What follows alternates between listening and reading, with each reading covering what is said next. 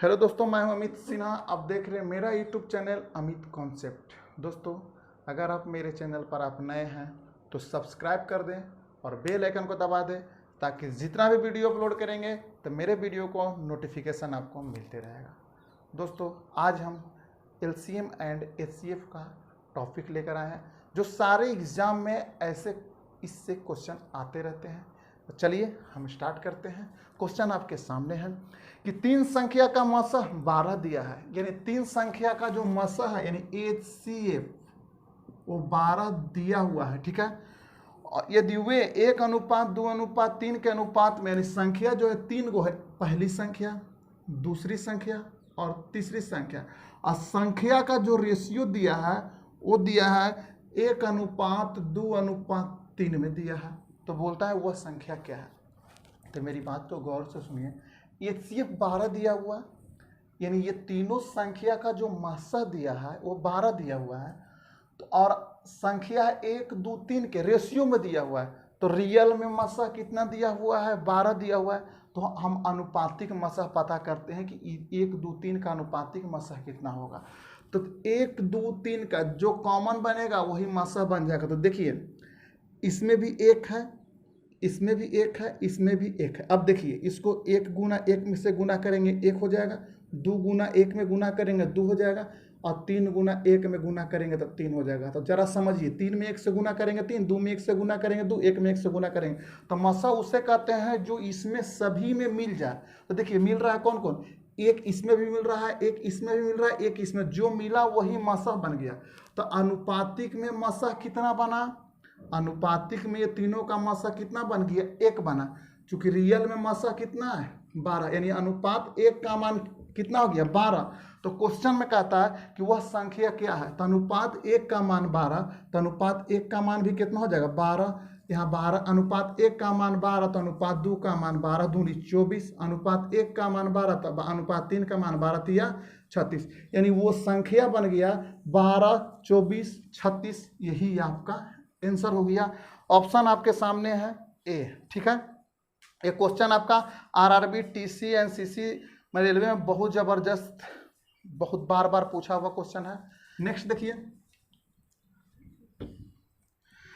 Next है तीन संख्याओं का लसह 36 है, यानी LCM। देखिए, LCM जो दिया है वो 36 दे दिया है। संख्या का एगो है, 3 गो है, 1, 2 और 3, यानी पहली संख्या, दूसरी संख्या और तीसरी संख्या, और तीनों का ये जो अनुपातिक वैल्यू है वो 1:2:3 में, यानी संख्या में जो अनुपातिक मान दिया है 1, 2 और 3।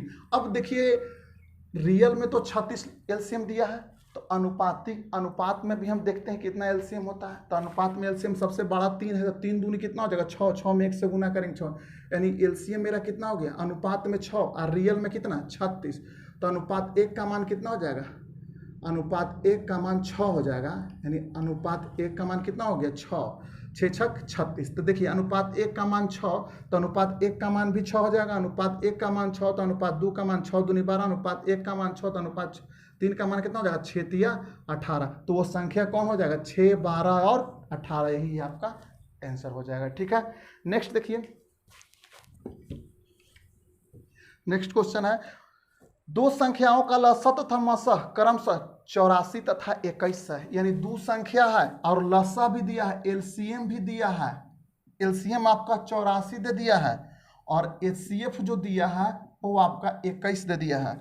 तो क्वेश्चन कहता है दी संख्या, तो यदि संख्याओं में 4:1 का अनुपात, यानी संख्या का जो रेशियो है दो संख्या का वो 4:1 का है, यानी 4 यानी संख्या का रेशियो है। ठीक है, तो संख्या का रेशियो है। तो क्वेश्चन में कहता है कि दोनों में से छोटी संख्या कौन सी होगी? दोनों में से छोटी संख्या कौन सी होगी? ये 2-3 तरीका से बना सकते हैं। ठीक है, बताते हैं। तो देखिए, यहाँ पे सबसे पहले देखिए, LCM मेरा 84, HCF मेरा 21 है, और यहाँ भी दोनों संख्या का मान दे दिया रेशियो में। तो किसी एक से पकड़ लीजिए। अगर LCM से चलेंगे तो इसको भी LCM निकालेंगे। ठीक है, अगर HCF से चलेंगे तो इसको HCF निकालेंगे। तो चलिए हम LCM से चलते हैं। तो 4 और 1 का LCM निकालेंगे। तो 4 और 1 का LCM कितना हो जाएगा? 4 हो जाएगा। 4 और 1 का LCM 4, और अनुपात में हो गया 4, यानी अनुपातिक मान LCM में 4 है। चूंकि रियल में LCM कितना दिया है? 84 दिया है, तो 21 चौक 84, अनुपात 1 का मान कितना हो जाएगा 21 हो जाएगा। तो अनुपात 1 का मान 21, तो यहाँ भी हो जाएगा अनुपात 1 का मान 21, अनुपात 1 का मान 21, तो अनुपात 4 का मान कितना हो जाएगा 21 चौक 84 आपका हो जाएगा। तो क्वेश्चन में कहता है कि सबसे छोटी संख्या कौन है, तो देखिए पहली संख्या तो सब 84 है और दूसरी संख्या 21 है, तो सबसे छोटा कौन है 21, यही आपका आंसर बन गया, यानी एलसीएम को लेकर चलेंगे। अब देखिए इस चीज को एचसीएफ से हम लेकर चलते हैं, एचसीएफ से।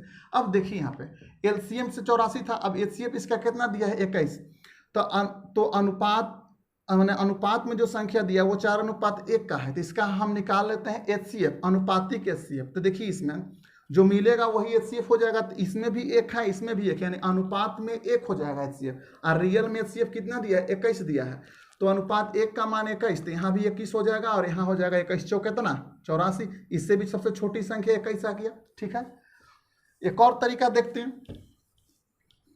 चलिए इसमें मान लेते हैं कि ये आपका हो गया पहली संख्या, ये हो जाएगा दूसरी संख्या, इसमें एक सटा दीजिए। ठीक है, तो एक फार्मूला होता है आपका, एक फार्मूला हो जाएगा कि एलसीएम गुने एचसीएफ बराबर पहली संख्या गुने दूसरी संख्या। ठीक है, एलसीएम गुने एचसीएफ बराबर पहली संख्या गुने दूसरी संख्या। तो एलसीएम आपका कितना दिया है 84 दिया है, एचसीएफ आपका कितना दिया है 21 दिया है। ठीक है, पहली संख्या कितना है 4x है और दूसरी संख्या कितना है x है। ठीक है, अब 4 में x से गुना करेंगे, इसको काट सकते हैं, 21 बार में कट जाएगा ना, 21 चौक 84, 21 चौक 84, तो x में x से गुना किए तो आपका हो जाएगा x स्क्वायर, तो x स्क्वायर इजकल टू 21 में 21 से गुना करेंगे तो 400 कितना हो जाएगा 41 हो जाएगा।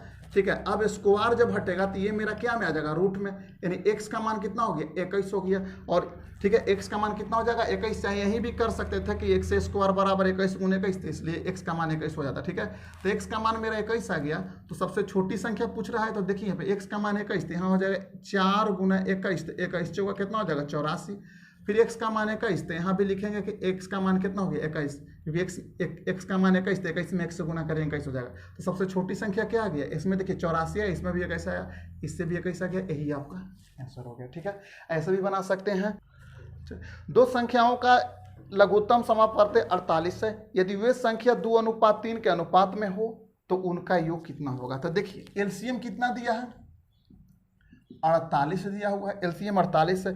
यदि वे संख्या 2:3 के, यानी दो को संख्या, एक संख्या दूसरी संख्या 2:3 के अनुपात में, यानी ये है संख्या का रेशियो। अब देखिए एलसीएम मेरा 48 दिया हुआ है और संख्या में है 2:3 में दिया है, तो देखिए अनुपातिक एलसीएम कितना होता है, तो अनुपातिक 3 दूनी कितना हो जाएगा 6, अनुपात में हो गया एलसीएम 6, क्योंकि रियल में एलसीएम कितना है 48, यानी अनुपात में 6 और रियल में आता है, तो 8 6 कितना, अनुपात 1 का मान कितना हो जाएगा 8। तो क्वेश्चन में कहता है तो उनका योग कितना होगा, यानी संख्या का योग कितना होगा। अब देखिए अनुपात में योग कितना हो जा रहा है, अनुपात में 3 और 2 कितना हो जाएगा 5 हो जाएगा, तो अनुपात 1 का मान 8, तो अनुपात 5 का मान कितना हो जाएगा 8 5 40, यही आपका क्या हो गया आंसर हो गया, कुछ हार्ड नहीं है।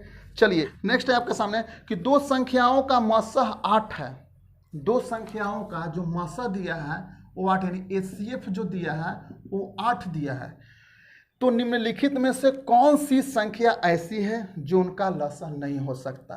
तो ऑप्शन देखिए इसमें, क्वेश्चन आपके सामने, ए में 24, बी में 48, सी में 56 और डी में जो दिया है वो 60 दिया है।